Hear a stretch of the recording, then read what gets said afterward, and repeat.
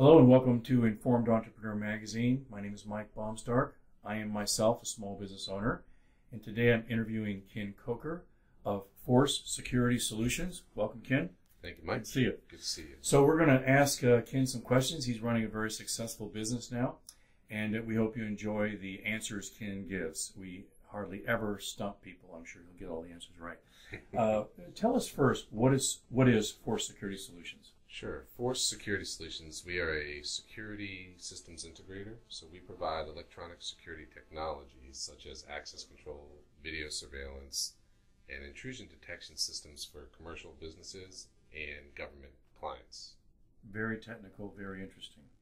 It can be technical, yes. That's Yes. why I have employees. Is that topic a growing topic these days? It is. It's actually, we're very busy.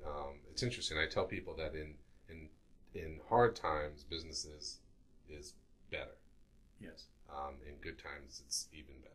Yes. Because people in difficult times want to protect what they have. And, Yes. And then when the economy gets better, then they have the money to buy more of it. Yes. Yes. That's a good industry to be in. All right, Ken, tell us your background. Where'd you come from? How'd you Sure. wind up in this area? Maybe a few steps along the way. Sure. I'm born in Washington, D.C., grew up in Silver Spring, Maryland. And as a young kid, I always wanted to be a police officer. So I joined the Montgomery County Police Force, became a police officer in Montgomery County, did that for a very long time, and then ended up going out of the police department, had an injury, and decided I was going to do something different. I didn't know what. Ended up working for a company called SAIC, which is a big government contractor. Yes. And basically my job was to go out and look at government facilities and make recommendations on electronic security, and did that for a while, and then decided for several reasons that I wanted to start my own business. That's what brought me to Northern Virginia, was working for SAIC. I see.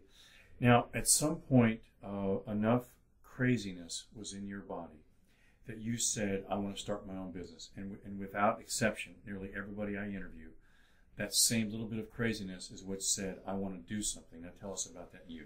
Well, it's interesting. My father was in the franchising business and was a businessman and always owned his own businesses. And as a young teenager, I said, there's no way I ever want to do that, because I just remember the roller coasters, the ups and downs, and all that. I remember the good times. I also remember the bad times. And I said to myself, I want a paycheck every 2 weeks.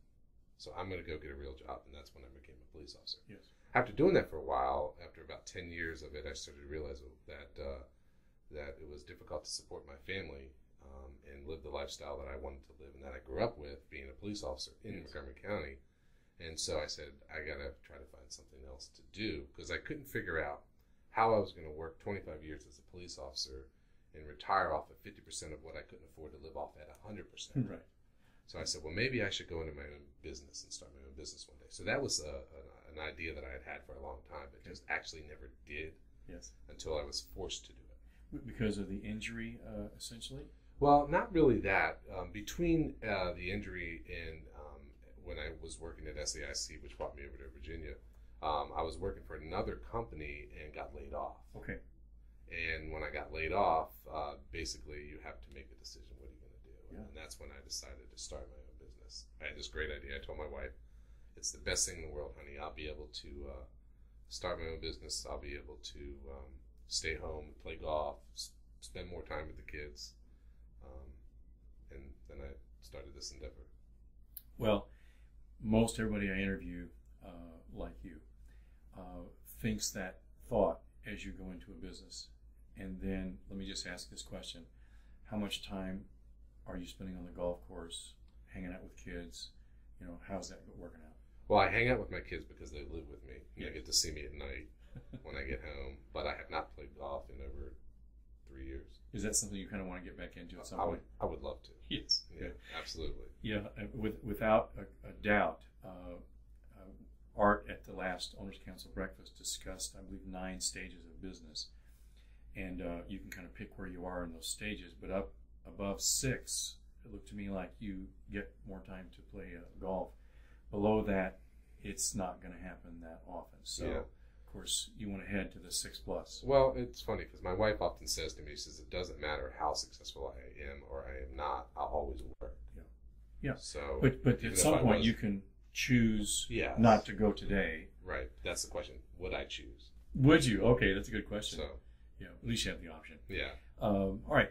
As you developed your business, I know you started out just you and an associate kind of generating it together. Well, actually, when I started my business, it was just me. Okay. And so it was interesting. As I said, I got laid off from a job. I went to work for SAIC with this idea when I got laid off that I don't want to work for anybody else ever again. I want to be my own boss. Mm-hmm. But I went to work for SAIC because I couldn't afford to not work. Yep. And so that's really where I learned a lot of what I know today working for them. But in the back of my mind the whole time, I was like, I need to be my own boss. I need to be my own boss. So I started this company while working there. I see. But it took a while to get it off the ground. So it was just me. And I'm a pretty good sales guy. I'm not a great technician. So I hired or subcontracted out guys to do my installations and do the work that I sold in the beginning. I see. And it was just me working out of my basement. Now, at this point, what's the status of your business? I mean, employees, how many employees do you have? Well, right now I have 12 employees. Okay. Yeah. Do they handle all the work, or do you still have to pull? No, I don't do any of the physical installations. Okay. It was interesting in the beginning where I originally had hired subcontractors to do the physical work, found out that didn't work very well because a lot of times they wouldn't show up. Yeah. Or they would take the job that paid them a little bit more money. Yeah. Or sometimes they would come around my back and try to steal my customers from me. So what I did was I said, well, I better learn how to install this stuff myself. So I started, sat down in my basement, took all the pieces and parts together and figured out how to do it, and then went out and sold it and installed it. I see.